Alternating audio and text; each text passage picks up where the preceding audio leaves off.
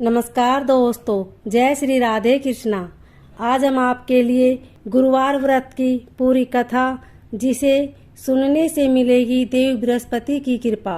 कथा सुनने के बाद आप हमारे चैनल को सब्सक्राइब करें, बेल आइकन को प्रेस करें ताकि हमारी वीडियो की नोटिफिकेशन सबसे पहले आप तक पहुंचे।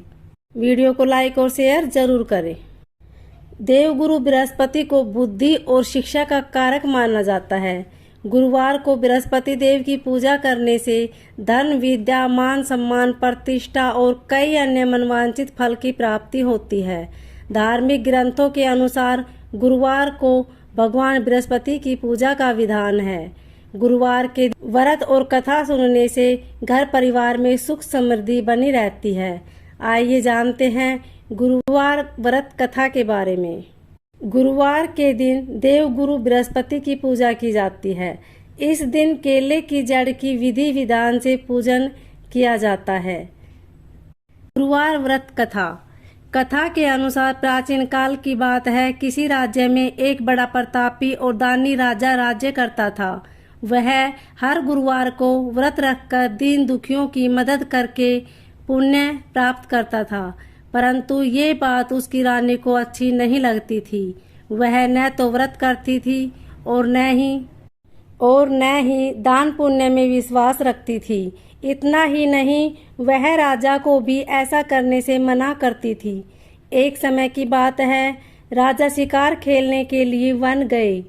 घर पर रानी और दासी थी। उसी समय गुरु बृहस्पति देव साधु का रूप धारण कर राजा के दरवाजे पर भिक्षा मांगने आए।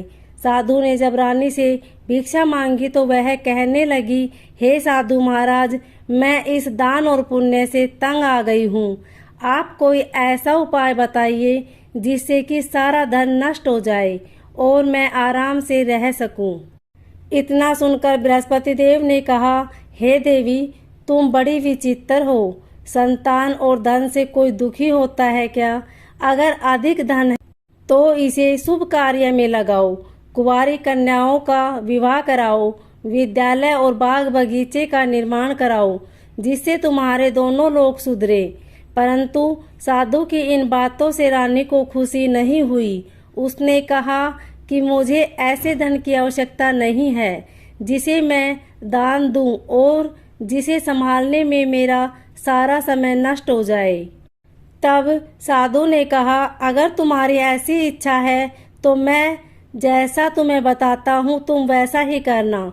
गुरुवार के दिन तुम घर को गोबर से लीपना, अपने बालों को पीली मिट्टी से धोना, राजा से हजामत बनाने को कहना, भोजन में मांस मंदिरा का प्रयोग करना, कपड़े धोबी के यहाँ धुलने देना।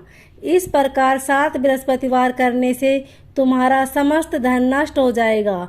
इतना कहकर साधु के रूप में बृहस्पति देव अंतर्ध्यान हो गए। साधु के अनुसार कई बातों को पूरा करते हुए रानी को केवल 3 बृहस्पतिवार ही बीते थे कि उनकी समस्त धन संपत्ति नष्ट हो गई। भोजन के लिए राजा का परिवार तरसने लगा। तब एक दिन राजा ने रानी से कहा कि हे रानी, तुम यहीं रहो, मैं दूसरे देश को जाता हूँ, क्योंकि यहाँ पर सभी लोग मुझे जानते हैं, इसलिए मैं कोई छोटा कार्य नहीं कर सकता। ऐसा कहकर राजा दूसरे देश चला गया। वहाँ वह जंगल से लकड़ी काट कर लाता और शहर में बेचता। इस तरह वह अपना जीवन व्यतीत करने लगा। इधर राजा के परदेश जाते ही रानी और दासी रहने लगी। एक बार जब रानी और दासी को 7 दिन तक बिना भोजन के रहना पड़ा तो रानी ने अपनी दासी से कहा, हे दासी, पास ही के नगर में मेरी बहन रहती है। वह बड़ी धनवान है। तू उसके पास जा और कुछ ले आ ताकि थोड़ी बहुत गुजर बसर हो जाए। दासी रानी की बहन के पास गई। उस दिन गुरुवार था और रानी की बहन उस समय बृहस्पतिवार व्रत की कथा सुन रही थी। दासी ने रानी की बहन को अपनी रानी का संदेश दिया, लेकिन रानी की बड़ी बहन ने कोई उत्तर नहीं दिया। जब दासी को रानी की बहन से कोई उत्तर नहीं मिला तो वह बहुत दुखी हुई और उसे क्रोध भी आया। दासी ने वापस आकर रानी को सारी बात बता दी। ये सुनाकर रानी ने अपने भाग्य को कोसा।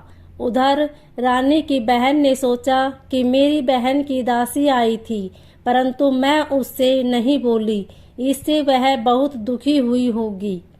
वह कथा सुनकर और पूजा समाप्त करके वह अपनी बहन के घर आई और कहने लगी, हे बहन, मैं बृहस्पतिवार का व्रत कर रही थी। तुम्हारी दासी मेरे घर आई थी, परंतु जब तक कथा होती तब तक न तो उठते हैं और न ही बोलते हैं, इसलिए मैं नहीं बोली। बताओ दासी क्यों आई थी? रानी बोली, बहन तुमसे क्या छिपाऊं, हमारे घर में खाने तक को अनाज नहीं है। ऐसा कहते कहते रानी की आंखें भर आई। उसने दासी समेत पिछले 7 दिनों से भूखे रहने की बात अपनी बहन को बता दी। रानी की बहन बोली, देखो बहन, भगवान बृहस्पति देव सबकी मनोकामना को पूर्ण करते हैं। देखो शायद तुम्हारे घर में अनाज रखा हो। पहले तो रानी को विश्वास नहीं हुआ, पर बहन के आग्रह करने पर उसने अपनी दासी को अंदर भेजा तो उसे सचमुच अनाज से भरा एक मिल गया। ये देखकर दासी को बड़ी हैरानी हुई। दासी रानी से कहने लगी, हे रानी, जब हमको भोजन नहीं मिलता तो हम व्रत ही तो करते हैं, इसलिए क्यों ना इससे व्रत और कथा की विधि पूछ ली जाए ताकि हम भी व्रत कर सके। तब रानी ने अपनी बहन से बृहस्पतिवार व्रत के बारे में पूछा। उसकी बहन ने बताया, बृहस्पतिवार के व्रत में चने की दाल और मुनक्का केले की जड़ में अर्पित करें तथा दीपक जलाएं। व्रत कथा सुने और पीला भोजन ही करें, इससे बृहस्पति देव और भगवान विष्णु प्रसन्न होते हैं। व्रत और पूजा की विधि बताकर रानी की बहन अपने घर को लौट गई। 7 दिन के बाद जब गुरुवार आया तो रानी और दासी ने व्रत रखा। वह गुड़साल में जाकर चना और गुड़ लेकर आई, फिर उससे केले की जड़ तथा विष्णु भगवान की पूजा की। अब पीला भोजन की चिंता को लेकर दोनों बहुत दुखी हुई, क्योंकि उन्होंने व्रत रखा था, इसलिए बृहस्पति देव उनसे प्रसन्न थे। वह एक साधारण व्यक्ति का रूप धारण कर 2 थाली में पीला भोजन दासी को दे गए। भोजन पाकर दासी प्रसन्न हुई और फिर रानी के साथ मिलकर भोजन ग्रहण किया। उसके बाद वह सभी गुरुवार को व्रत और पूजा करने लगी। बृहस्पति देव की कृपा से उसके पास फिर से संपत्ति आ गई, परंतु रानी फिर से पहले की तरह आलस्य करने लगी। तब दासी बोली, देखो रानी, तुम पहले भी इसी प्रकार आलस्य करती थी।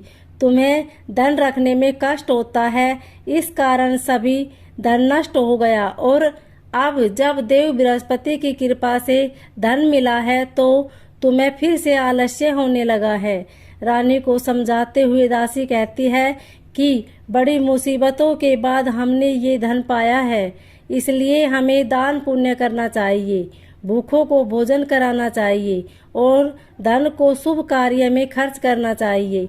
इससे तुम्हारे कुल का यश बढ़ेगा, स्वर्ग की प्राप्ति होगी और पितृ प्रसन्न होंगे। दासी की बात सुनकर रानी अपना धन शुभ कार्य में खर्च करने लगी। इससे पूरे नगर में उसका यश बढ़ने लगा। बृहस्पतिवार व्रत कथा के बाद श्रद्धा के साथ आरती की जानी चाहिए। इसके बाद प्रसाद बांटकर उसे ग्रहण करना चाहिए। ओम नमो भगवते वासुदेवाय।